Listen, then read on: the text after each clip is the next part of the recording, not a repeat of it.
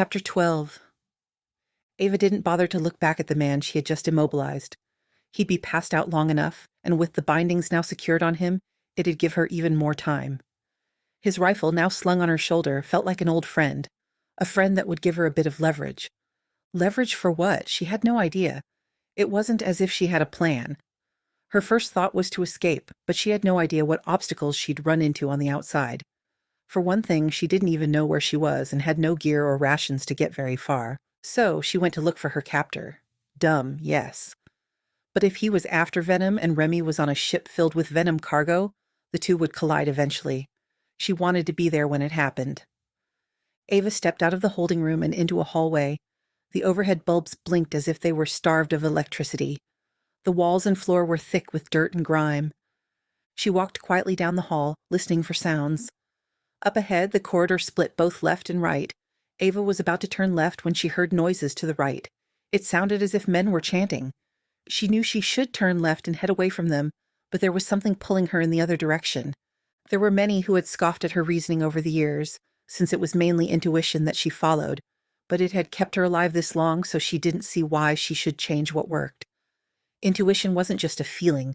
It was a combination of knowledge, experience, and instincts. Ava turned to the right, following her gut and ears. The sounds came from beyond a dented metal door that was propped open, allowing sunlight and dust to float inside. It was the way out. Ava hurried over to the door and pressed her back against the wall beside it.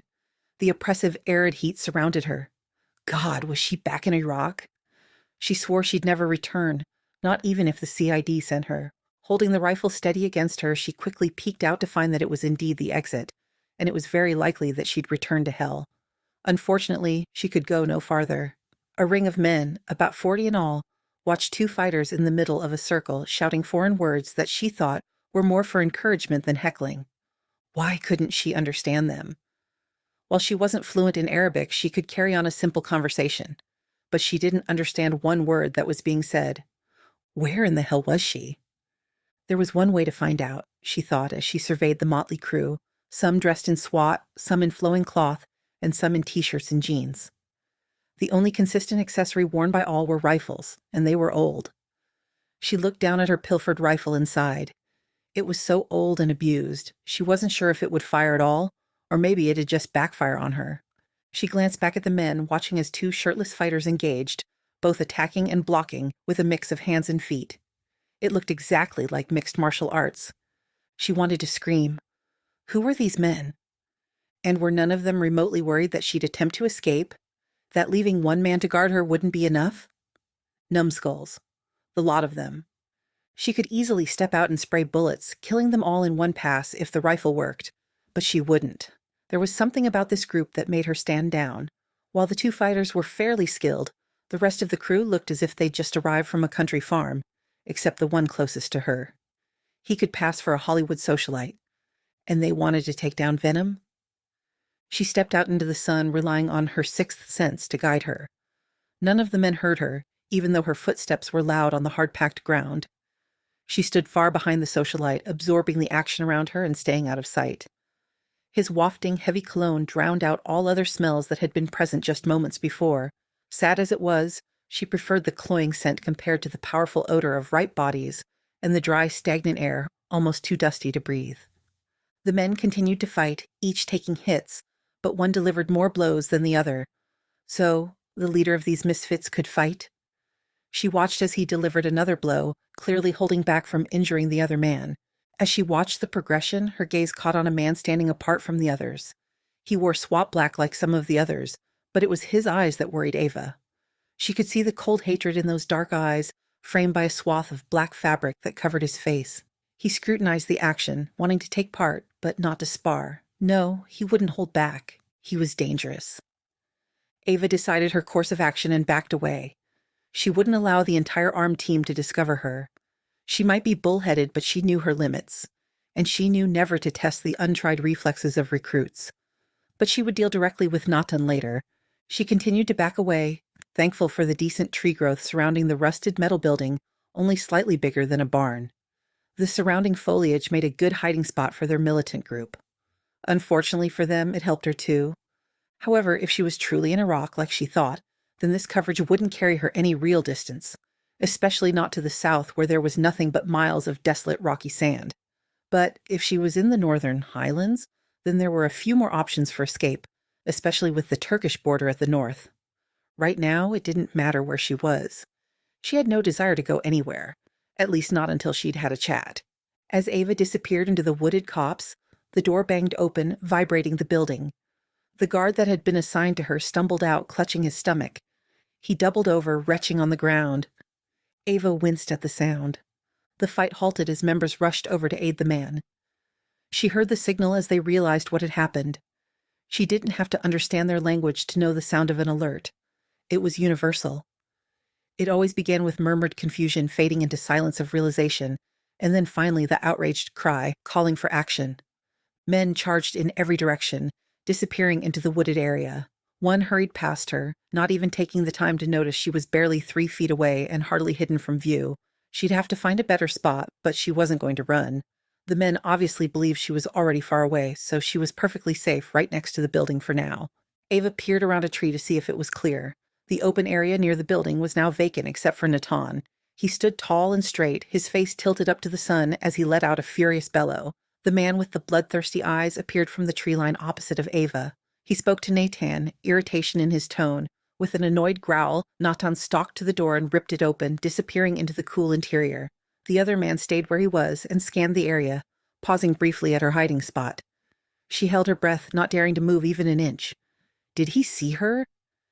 He turned, continuing to scan before heading back into the trees where he came from. Ava leaned heavily against the rough bark as she took a long, steady breath. She didn't think that he had seen her, but maybe he'd sensed something. And now that he was in the woods, she no longer thought this was a good place to hide. The militants might be gone for hours searching for her, leaving Natan alone inside. It was the perfect opportunity, but she wasn't sure if it was the right time. The man had just sparred, his adrenaline was kicked up, and he was livid. But if she gave him time to cool down, she might miss her chance. Plus, she no longer wanted to stay in the woods. Her mind made up, she stepped from her spot and treaded quietly into the open. Her eyes and ears strained for any sign of trouble, her senses on alert. When she didn't detect anyone, she ran for the building, keeping her rifle at the ready. Shots rang out mere steps from the door. She felt heat as a bullet nicked her upper arm. Before she could take cover inside, she was forced back, slammed into the ground. The man with the murderous eyes had caught her. He must have been waiting for her. As he reached down and grabbed Ava by the neck, she clawed a fistful of the dry, rocky ground and flung it, keeping her eyes squeezed tight. With a growl, he dropped her to wipe his eyes clean. Ava jabbed him in the ribs twice before he blocked the third and knocked her down with a punch she didn't see coming. Her rifle skidded to the side. Ava jumped back on her feet, already defending herself against his attack. There was no way she could pick up her rifle. His offense was too quick. While he wasn't as skilled as Natan, he was fierce. He used force to make up for what he lacked. He fought using the same MMA techniques. She wondered if he knew what to do if she broke the rules. Remy broke the rules. When Ava had first met Remy, he tested her, making sure she was properly trained. He didn't hold back, and he didn't play by the book. He fought dirty. After getting her ass served to her, she hated him.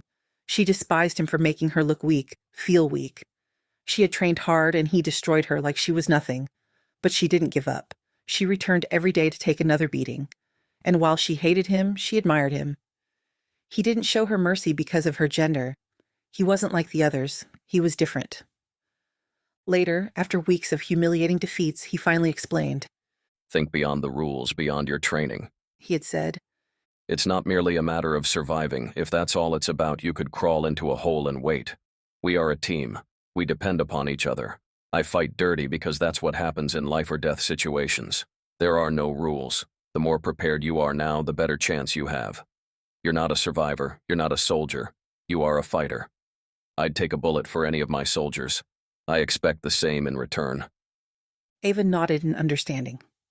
I would take a bullet for you, too, he said, smiling. It was genuine and warm, and it was the first time he had ever smiled at her. She felt it all the way to her toes. Her hatred had shifted in that instant. In a crazy 180-degree turn, she fell in love with him. Right there on the training mat. Her first instinct was to go to the infirmary. Maybe she'd knocked her head on their last round. But somehow she knew he was the one. The next day, Ava stepped on the mat, ready to be the fighter he expected. She was prepared to take Remy by surprise, but he was always one step ahead. And while she held nothing back, even biting him at one point, she still couldn't defeat him. Out of the entire platoon, he was the one she couldn't pin, until she had an idea. If he wanted her to fight dirty, then she would. She kissed him, and it worked. He was so shocked at the kiss that he forgot to defend, and Ava unfortunately forgot everything else. She still didn't win the match. Well, in a way she did. He never looked at her the same again, and that had some very positive results. Ava, now fighting again, this time without Remy at her side, wouldn't use those same tactics on this man, but she would break some rules. She kicked out knowing he would block. As soon as his arm came down, she switch-kicked, nailing him. Her target was his nether region, but he shifted just in time to evade. All right, so he was a little more skilled than she'd originally thought. She would just have to try harder. He came at her, this time faster. His attacks were so swift that Ava barely kept up. Was he getting better? His adrenaline must have spiked. Ava felt it too, the energy that hummed through her body, making precision hits difficult to control. She could hear it in her ears and see it on the fringe of her vision. It was a scary, magical beast that she had come to know well. Ava dodged another assault, only to get knocked to the ground as he came around and rammed her. As she fell, he was already on the move, ready to take her out. She knew in that instant that he didn't play by the rules either. And when he kicked her in the head, missing her eye by a fraction, she knew he was in it to the death. The blow rattled her, causing her vision to blur momentarily. He was stronger than before. The adrenaline high magnified the murderous gleam in his eyes. Ava pushed up from the ground. If he wanted blood, then that's exactly what he was going to get. She just hoped it would be his blood. If I was experimented on, why would venom allow me to live? Remy asked. The thought of being someone's lab experiment made his skin crawl. He would have known, wouldn't he? It's not like he was a small man who could be easily moved. No one person could carry him to a hotel room. A flash of red hair resurfaced from memories he had no recollection of. Her face was shaded, blurred into nothingness. Christ, he must have been lured. I don't think you were supposed to live, French answered. The only reason Venom would leave you alone is if he thought you were dead. French scratched his jaw, a peculiar expression on his face. Or maybe... There was a knock on the office door. Enter, French called. A guard opened the door. The jet is ready. Good. We'll be there in a moment. The guard nodded and stepped out, closing the door behind him. Remy stood, ready for action. While he still wasn't 100% sold on French's involvement, he did need the man's help and his jet. French opened a desk drawer, withdrawing 2 revolvers. You might as well gear up. We'll be landing near the Turkey-Iraq border. I had hoped to bring the crew, but it looks like it will be just you and me. Remy took one of the guns to inspect it. How do you know Ava is there? I don't. French stood, taking the other gun. But I recently heard of a man who was taken. The villagers say it was Venom. I want to hear the story. We don't have time. We have to find Ava and rescue her first. And how do you propose we find her? The only information we have is from a cryptic feed demanding Venom. We have to follow all leads.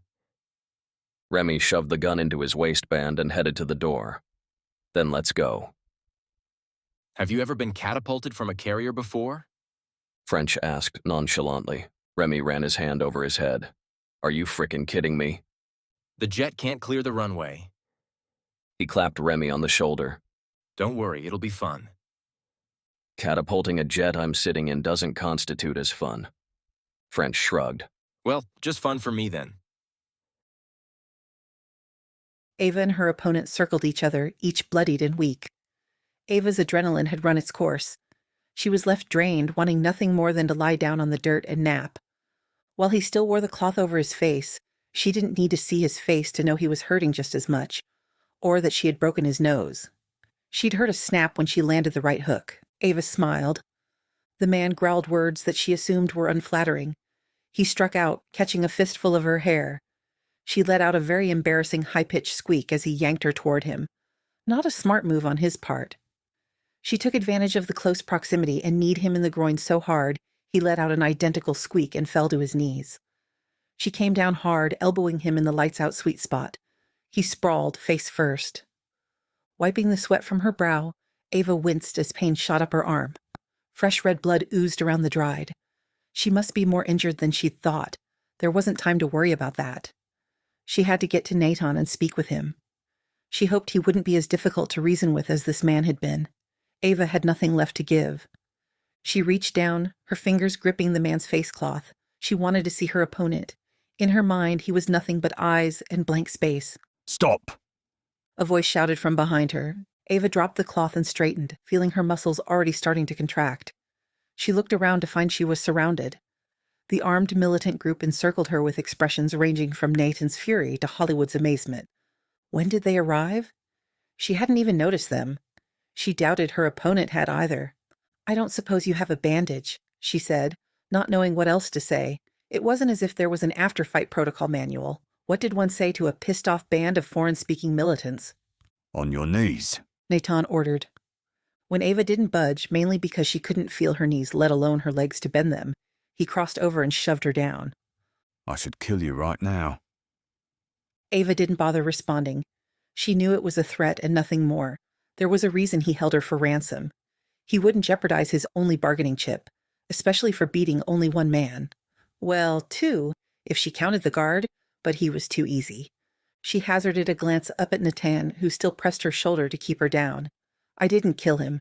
He'll wake up in 20 minutes. He let out a sound of annoyance, jostling her flat to the dusty ground. Blood dripped onto the beige dirt, staining it. He barked an order, something she couldn't understand. A few men stepped forward, one with binds for Ava and the other. What the hell? Two men bent over the masked man and began tying his wrists and legs. "What's going on?" Ava asked. "You have no idea what you've just done." He snarled, yanking her from the ground as soon as the bindings were tight. He shoved her to a guard. "Get her inside now. Don't open the door for anyone." Ava stumbled into the guard. She cried out as he grabbed her injured arm. He eased his grip but didn't let go. He hurried Ava to the building, and she wondered if he was rushing because of the order or because of something else. A flurry of activity and calls caused her to look back. What she saw chilled her.